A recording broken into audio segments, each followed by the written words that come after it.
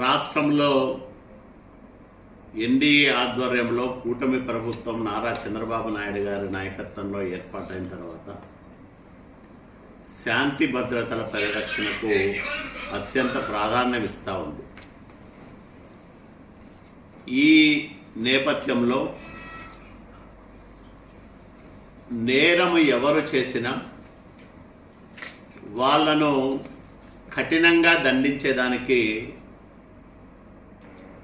Police శాఖ తన బాధ్యతలను నిర్వర్తిస్తూ ఉంది. ఇలాంటి సందర్భంలో ఒక దళిత యువకుడిని అపహరించి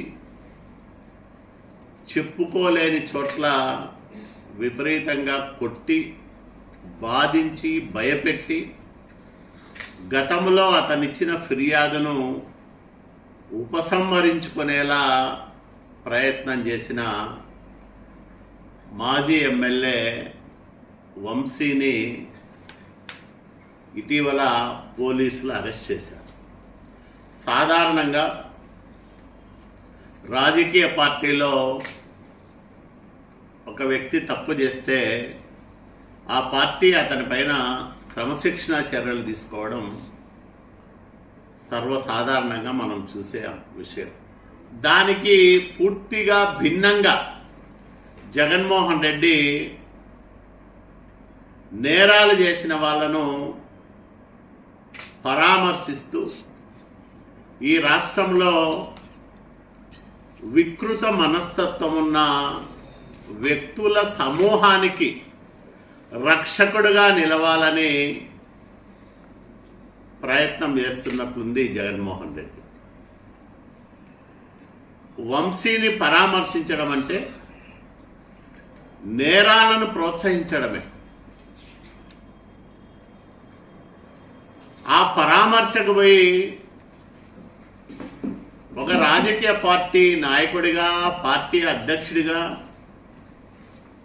మాజీ ముఖ్యమంత్రిగా, ప్రస్తుత శాసనసభ్యుడిగా జగన్మోహన్ రెడ్డి అత్యంత బాధ్యతారహితంగా పోలీసులపైన అవాకులు చవాకులు పేలినాడు.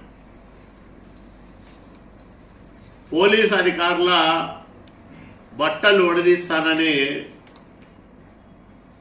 హెచ్చరిక జారీ చేస్తాడు. ఒక రాజకీయ నాయకుడు చేయాల్సిన హెచ్చరికేనా అని నేను అడుగుతా ఉన్నాను.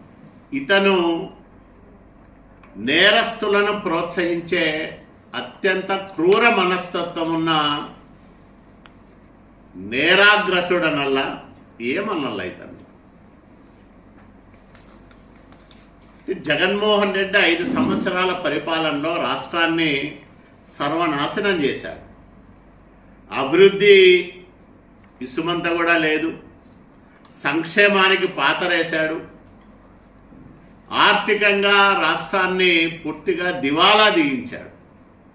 రాష్ట్రాన్ని ఒక వెంటిలేటర్ పైన పెట్టాడు.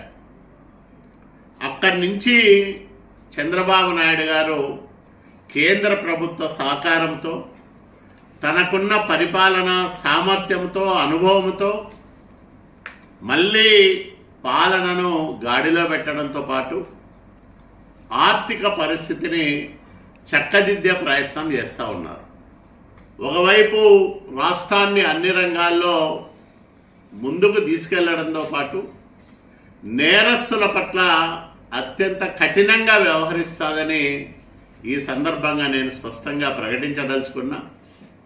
వంశీ లాంటి ఒక నేర స్వభావం ఉన్న వ్యక్తిని నిండు సభలో, అసెంబ్లీలో మహిళల పట్ల అత్యంత జుగుప్సాకరంగా మాట్లాడిన వ్యక్తిని, ఒక దళిత యువకుడిని అపహరించి చిత్రహింసల పాలు చేసిన వ్యక్తిని, గన్నవరంలో తెలుగుదేశం పార్టీ కార్యాలయాన్ని దహనం చేయడంతో పాటు అక్కడ నిలబడిన కార్లని వీటన్నిటిని కూడా కాల్చివేసి ఫిర్యాదు చేయడానికి వెళ్తున్న తెలుగుదేశం పార్టీ నాయకుల సమూహం పైన కూడా దాడులు చేయించిన వంశీని నిస్సిగ్గుగా నిర్లజ్జగా వెనకేసుకొస్తున్న జగన్మోహన్ రెడ్డిని ఈ రాష్ట్ర ప్రజలు క్షమించరని కూడా ఈ సందర్భంగా నేను హెచ్చరించదలుచుకున్నాను.